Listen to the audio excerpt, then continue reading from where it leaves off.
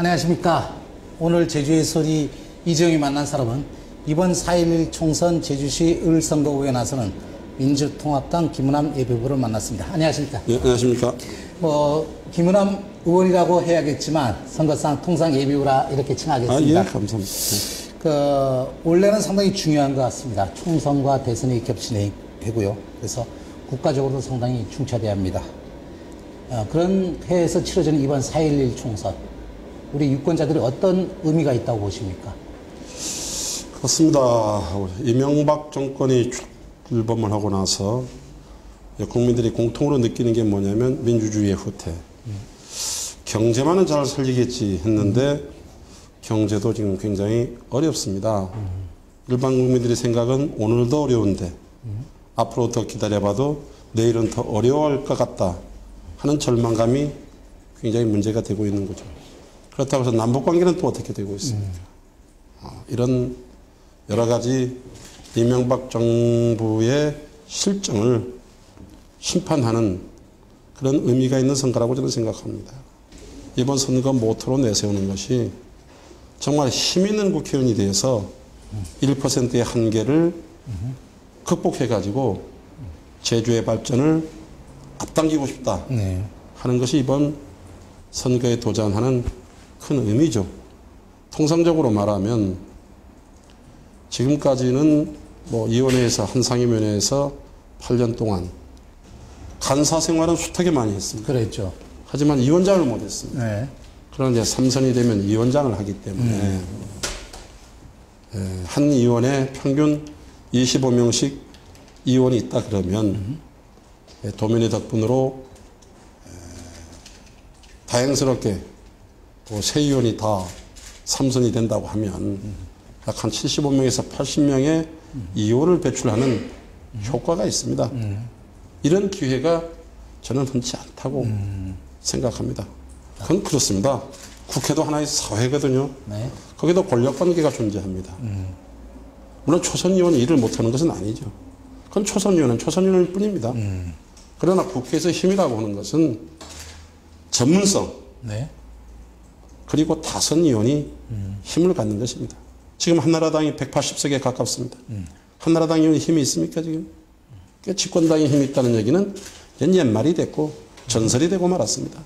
현실은 어떠한가? 여당 의원이든 야당 의원이든 다선 의원이 지금 국회에서 연령이 많으신 분은 재선 의원 해도 위원장을 하신 분이 있었습니다. 있습니다. 그러나 저희들은 젊은 의원이기 때문에 그런 기회가 안 온 것이죠.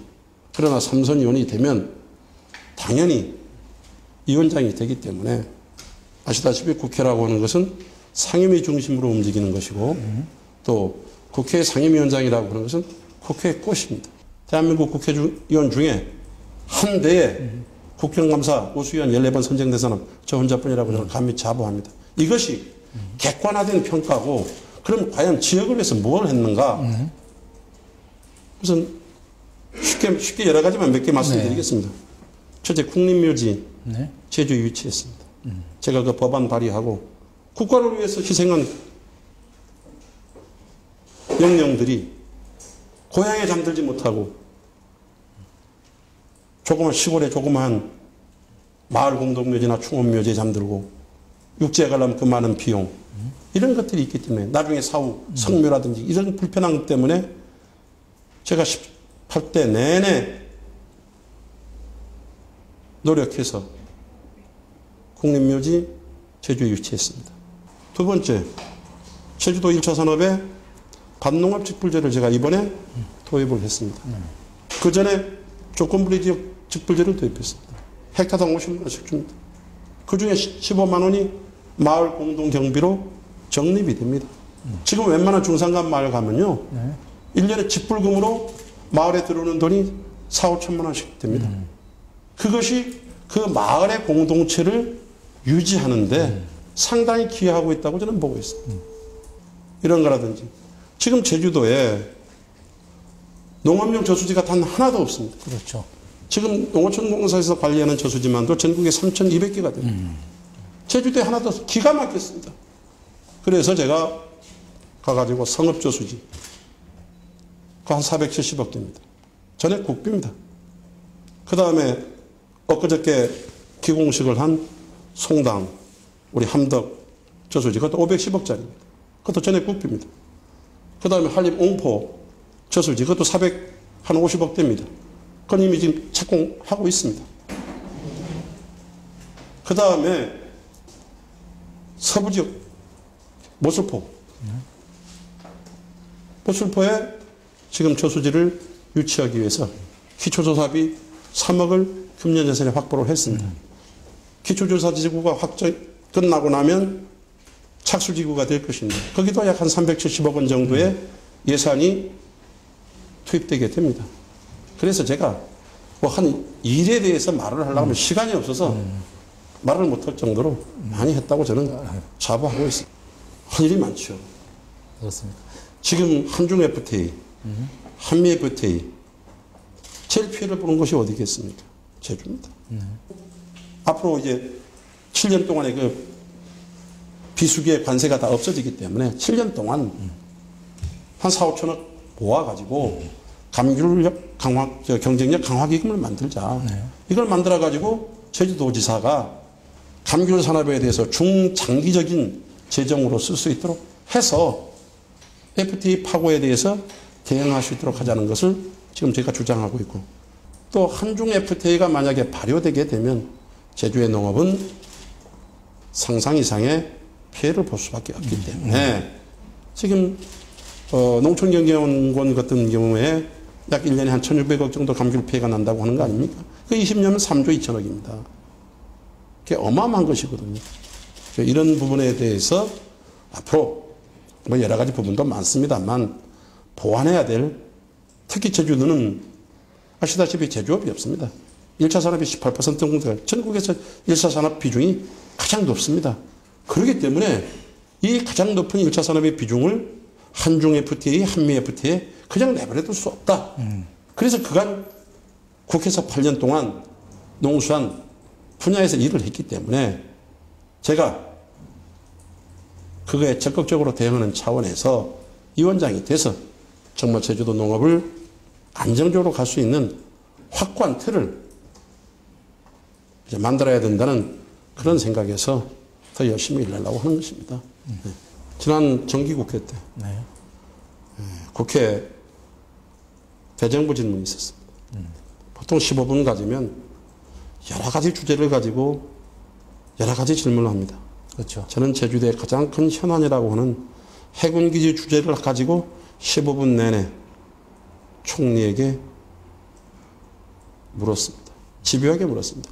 거기에 제 정신이 다 들어있다고 저는 보고 있습니다.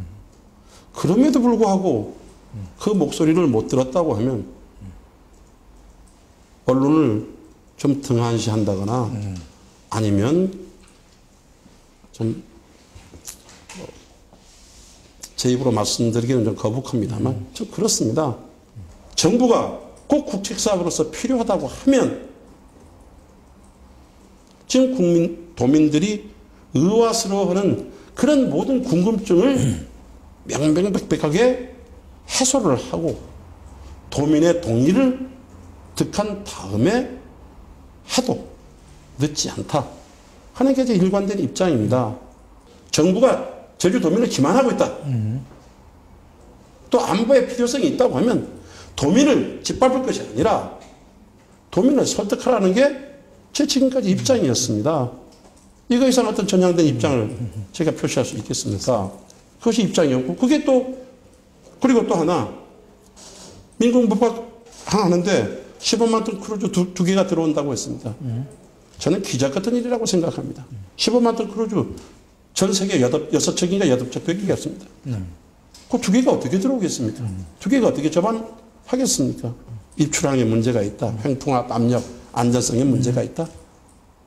그 시뮬레이션을 군항로를 갖고 했는지, 크루즈를 갖고 했는지, 이것도 불분명하지 않습니까? 그래서 검증하자. 도민들이 궁금해 하니까 검증하자. 검증도 어디서 해야 되느냐? 정부가 하지 말고 국회 검증위원회에서 조사하자. 제가 총리에게 따졌습니다. 총리가 묵묵부답입니다. 영리병원이라고 하는 것에 대해서도 제가 입장을 분명히 여러 차례 표시했습니다.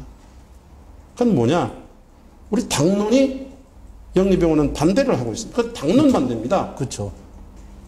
제주도가 시간 때문에 죽는 사람이 많습니다. 암 같은 것은요, 오늘 진단받는다 해도 오늘 당장 죽지 않습니다. 예를 들어서 심장, 네. 뇌, 그렇죠. 이런 부분은 시간이 결정하는 거거든요. 후유증도 빨리 병원에 도착하면 도착할수록 후유증도 적는 것이고 완치율도 높은 것입니다. 그래서 저는 만성적자의 허덕이는 저기 서귀포 우리원 같은 것을 심장이라든지 뇌를 위한 특수 클리닉, 그래서 제주도 사람들도 대한민국 첨단 그런 의료시설을 아주 집중화함으로써 시간 때문에 운명을 건들지 못하는 그런 것을 우선 공공의료를 강화하고 그 다음에 생각해도 될 문제다. 우선 법 개정, 그것은 이제 뭐 개정하냐 지금도 낼 수 있는 거지만 그러나 통과 여부는 우리 당이 다수당이 돼야 통과가 되는 것이기 때문에 그렇죠. 그런 이제 지금 입장에서는 현실성이 떨어진다고 그렇죠. 보고 내년 금년 총선에서 우리가 이긴다고 하면 그건 적극적으로 난 검토해 볼 수 있다고 생각합니다. 검토해 볼 수 있다고 생각하고 그 이전에 이번 예산 심사 의결 과정에서의 의미를 정치권이 특히 정부가 잘 염두에 둬야 된다. 왜 1,300억 원에 달라는 예산을 여야가 만장일치로 삭감했을까 하는 국회의 큰 기능 중에 하나가 예산 심의 기능 아니겠습니까? 그렇죠. 예? 이 국책사업임에도 불구하고 1,270억인가 하는 그 어마어마한 예산을 여야 합의로 삭감을 했습니다. 이 정신을 정부가 잘 헤아려 주기를 바란다. 아시다시피 제주에 대한 인식이라고 할까 하는 것은 저는 상당히 제주를 홀대했다고 저는 생각하고 있는 사람입니다. 우선 제주의 연륙수단인 제2공항 문제입니다. 신공항이나 제2공항. 예, 뭐 제2공항이 됐든 신공항이 됐든 뭐 그거에 대해서 이명박 대통령이 대통령 선거 때 뭐라고 했습니까? 제가 알기로는 뭐 2012년에 착공한다고 얘기 들었습니다. 그러나 작년 재작년 겨우 공항 중기 발전 계획에 겨우 집어넣었습니다. 4.3은 어떻습니까? 4.3 문제만 하더라도 이명박 정권 들어오고 나서 4.3 흔들기가 얼마나 많이 진행됐습니다. 4.3 지원위원회 이명박 정권 들어서 한 번도 열리지 않다가 거의 4년이 되는 시점에 이르러서야 지원위원회 한 번 열고 희생자 결정하고 3단계 추모공원 사업 했는데 그것마저 어떻게 되고 있어요? 규모를 굉장히 줄여가지고 120억 줄였는데 그 예산마저 금년 내년 논아서 집행하자는 거 아니겠습니까? 그러니까 이런 것만 보더라도 제주에 대한 인식은 또 4.3 추념일 때 한 번도 참석해 본 적도 없지 않으십니까? 그런 걸로 봤을 때 도민들이 대통령에 대한 섭섭함을 갖는 것은 저는 당연하다고 생각합니다. 예를 들어서 이명박 정권 들어서 정치가 있었습니까? 예산 4년 내내 3년 날치기, 금년 단독, 작년 단독 통과. 이게 정치입니까? 이게 야당 의원이 힘이 없어서 이런 것입니까? 이것은 이명박 정권의 정치 철학 저는 부재라고 생각합니다. 청와대의 일방적인 지시 하나에 국회가 실종돼 버렸습니다. 정치가 실종돼 버렸습니다. 4대강 예산 통과시켜라 하면 군사작전 어떻게 통과시킵니다. 이번에 한미 FTA 통과시킨 거 안 보셨습니까? 국내 법이면요 우리가 개정하면 됩니다. 그러나 이것은 국가와 국가 간의 조약입니다. 우리가 개정하고 싶어도 상대방이 개정을 안 하면 못하는 것입니다. 더구나 미국이라는 나라는 만만한 나라가 아닙니다. 전 세계 초일류 유일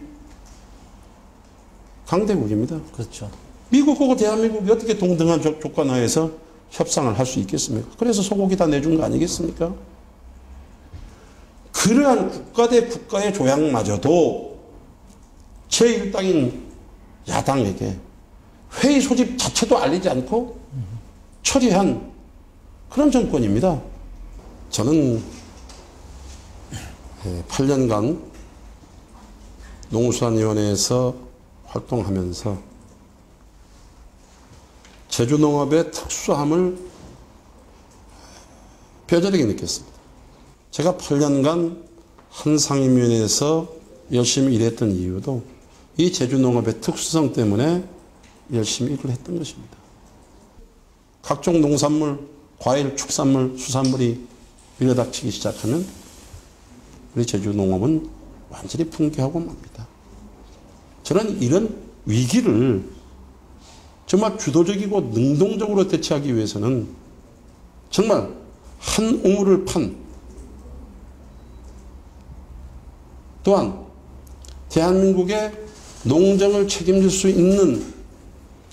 있는 정부 관료, 산하기관, 사람들을 그래도 잘 이해하고 지금까지 호흡을 맞추면서 이해시키고 설득시킬 수 있는 그런 인적 자원을, 그런 인프라를 갖춘 사람은 전 저라고 생각합니다. 꼭 삼선에 성공해서 정말 농민들이